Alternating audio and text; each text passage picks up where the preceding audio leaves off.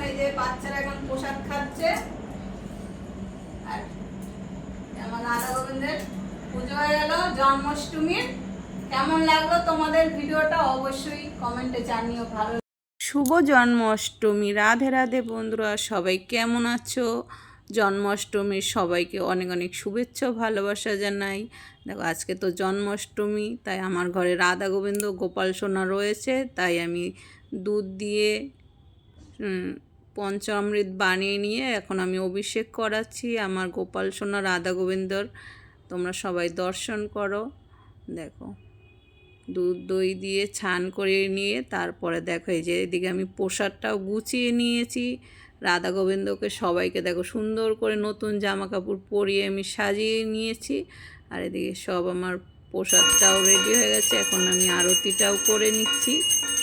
সবাই তোমরা এখন আরতি দর্শন করো। আর জন্মাষ্টমীর বড় ব্লগ ভিডিও আসবে, তোমরা কেমন লাগলো তোমাদের অবশ্যই জানিও। দেখো আমার পুজোটাও কিন্তু করা হয়ে গেছে। এখানে আমি নাড়ু করেছি, তালের বড়া, মালপোয়া, লুচি, সুজি আর ফল প্রসাদ রয়েছে, মিষ্টি রয়েছে, তারপর মাখন রয়েছে। দেখো কেমন হয়েছে তোমরা অবশ্যই কমেন্টে জানিও।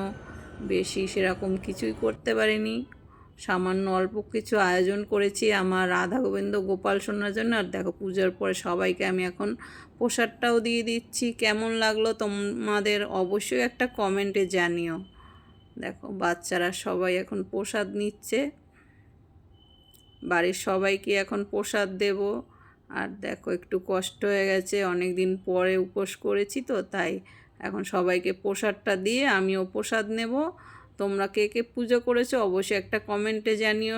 দেখো আমি অনেকটাই ক্লান্ত হয়ে গেছি আর এখন সবাইকে প্রসাদটা দিচ্ছি। এই যে বাচ্চারা এখন প্রসাদ খাচ্ছে।